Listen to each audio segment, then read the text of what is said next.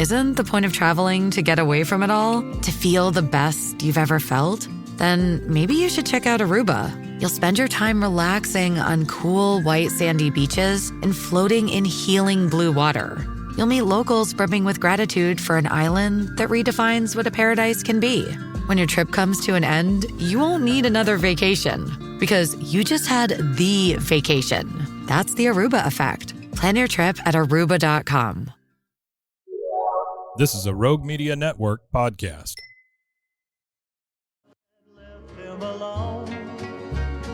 The Waco History Podcast is sponsored by Brotherwell Brewing on Historic Bridge Street in Waco.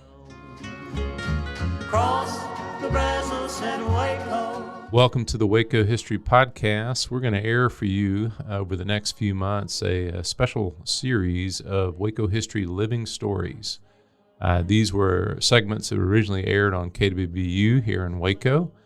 They were produced by the Institute for Oral History editor, Michelle Holland, and narrated by two fabulous narrators, Louis Maze and Kim Patterson. And so these highlight oral histories from the collection of the Institute for Oral History at Baylor University, which I direct, which has been around since 1970 and has over 1,000 interviews related to Waco and McLennan County history, and we're happy to highlight those here.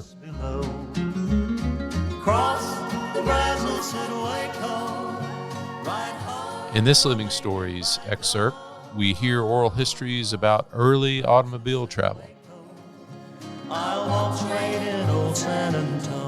1911 Texas Almanac reported that approximately 15,000 automobiles were in service in the Lone Star State. The Almanac went on to say, although the automobile is counted a luxury and in the majority of cases is used for pleasure or as a means of transportation from the home to the office, the automobile is found in practical everyday life in all parts of the state. Businessman Robert Lee Lockwood remembers his family was one of the first in Waco to own a car. We bought an EMF 30, and I doubt if many people ever heard of such a car. Of course, we had to crank it with hand. It didn't have an electric starter. And we had a carbide set up where the water was in the top and the carbide below, and you'd loosen the valve so the water would drip on the carbide and create the gas for your lights. Of course, the taillight was an oil lamp that was used. Lockwood describes car trips in the early 1900s. Your tires were a constant problem.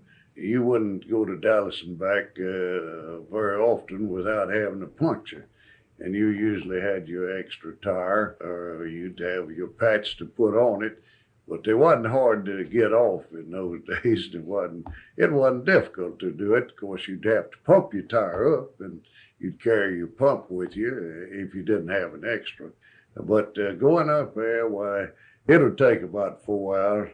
The roads would winding, and it would probably, well, you'd probably stop a time or two to get water in your car and possibly check your oil or something.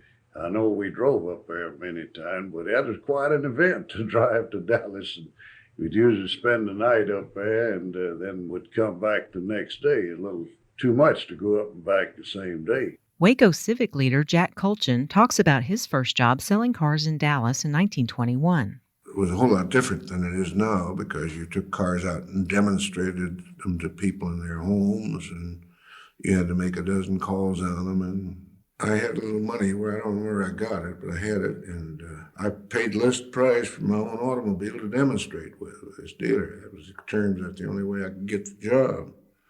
He would give me a dime discount to buy a demonstrator. Many people in the 1920s were buying cars for the first time, and Colchin recalls that salespeople often had to show customers how to operate them. If you never taught anybody to drive a Model T, well, you got something to learn yourself. You had to throw it in low, and then you had to let it fly back, and then that was the left pedal, and the right pedal was your brake. Your middle pedal was reverse, and you had to be manipulating those hand things all the time. It took a lot of coordination until you got used to it. If you got somebody that was a little clumsy, it was pretty hectic teaching anybody to drive. Once considered a luxury, automobiles soon became part of the American dream and are now difficult to live without. Thanks for listening to the Waco History Podcast. Like what you heard? Subscribe, rate, and review our show on iTunes so we can reach more listeners. You can find show notes and info on every episode at wacohistorypodcast.com, and more info on Waco's past at wacohistory.org. Our theme music, used with permission, is Cross the Brazos at Waco, performed by the late Billy Walker. For more info on Billy's music, go to billywalker.com. Thanks for listening. We'll see you next time.